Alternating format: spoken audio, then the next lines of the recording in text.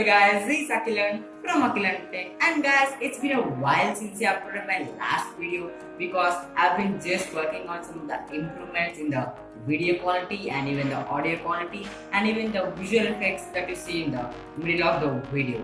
So I hope you like all these the improvements in this YouTube channel. So if you liked it, just drop us a like down below, and if you have any suggestions, you can drop the comment in the comment box below because in the upcoming days I'll try to make that happen. So today let's talk about the non-Chinese smartphone brands.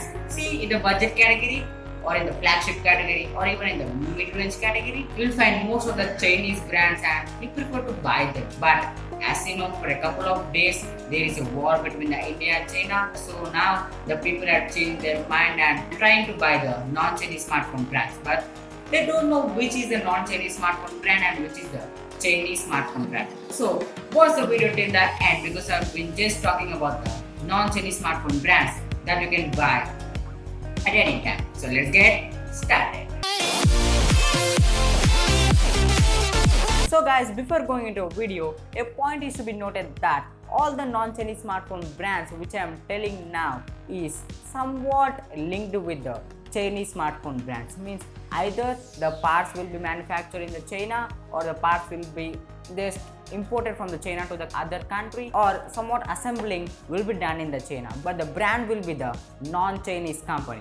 So before going into a video, make sure to hit the subscribe button and turn on the notification bell icon so that you'll be reminded every time I post a new video in my YouTube channel. So as usual, let's get into the topic. The first smartphone brand in the list is the Samsung company. See guys, Samsung is an South Korean company and some of the parts will be imported from the China. As I told you, there is no smartphone that is totally made in a particular country. Either directly or indirectly, it will be linked with the China country because the China is the world's biggest market. So every company just try to import some of the parts from the China country, and Samsung is also in that category, but it is a South Korea company, but its assembling and some of the power plants are there in the Indian country too. So its assembling will be done in the Indian country, and you can buy the Samsung phones like the M series and the A series because you will find the M series and A series in the budget category and the S series or the Note series in the flagship category. That's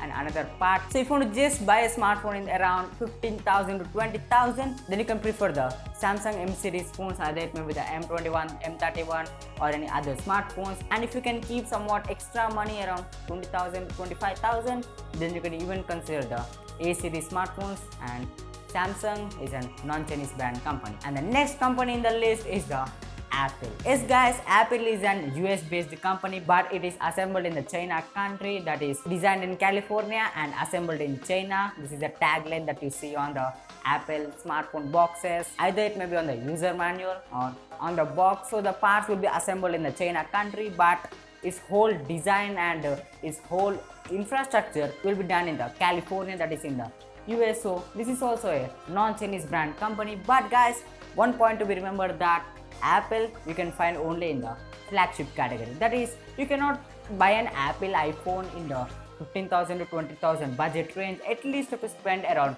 43,000, that is to buy the iPhone SE 2020 model. And guys, if you want to know more about the iPhone SE 2020, I've just made a dedicated video on that. You can just click the iCard button, and I also left the link in the description below. You can just click and watch that video. Or you have to spend around 1 lakh rupees for buying the premium iPhones. That's somewhat expensive than the regular smartphones that you buy in the budget category. So if you want to just buy the Apple smartphone in the budget category, you cannot get that budget category mobile phone, but in the mid-range you can just go for the iPhone SE 2020, or if you can spend around 1 lakh rupees, then you can directly go for the Apple flagship devices. And the next one is the Infinix smartphone.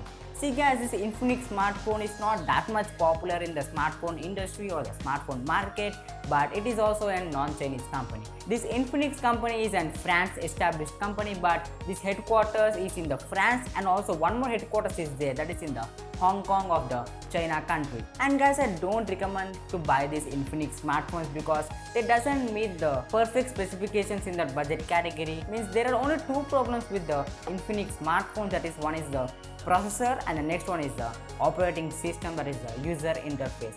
See guys, the camera will be good, the battery backup will be good, and the build quality also will be okay. Not that much perfect, but okay according to that price category.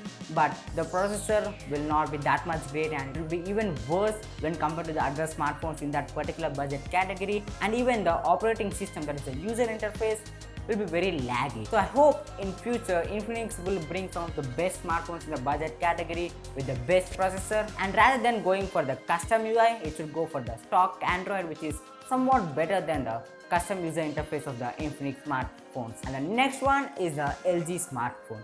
See guys, LG is an South Korean based company, but some of the parts will be imported from the China country, as I told you in the beginning of the video. And guys, in the previous years, LG has bought some of the best smartphones like the LG G7 ThinQ around 35,000 rupees, and it is a perfect competitor to the OnePlus devices in that price category. But later on, LG has been not that much great in the smartphone industry, and later it also bought some of the budget smartphones like the LG W series, if I am correct, and this LG W series did not become that much popular, and it is the biggest failure for the LG company. So guys, there are most perfect smartphones in the LG brand, but as we are talking about the non-Chinese brands, LG is also a part of the non-Chinese brands. And the next one is the Asus company.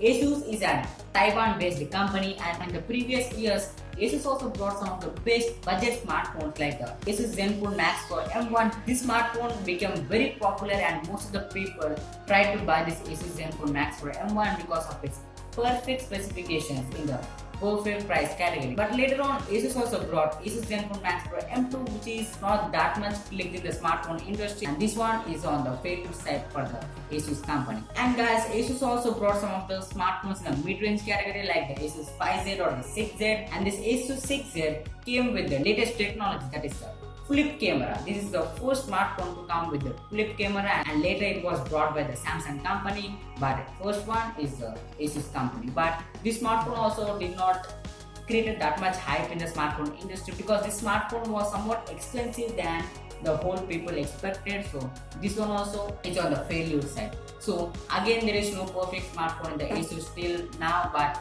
in the future they might bring some of the best smartphones in the budget category, and it will be by the Asus company. And the next company in the list is the Nokia company. See guys, Nokia is a Finland-based company, and again, some of the parts will be imported from the China country. And guys, Nokia also launched some of the best smartphones in the budget category, that is the Nokia 5.1 Plus and even a 6.1 Plus, and they also became very popular, and most of people just try to buy the smartphones.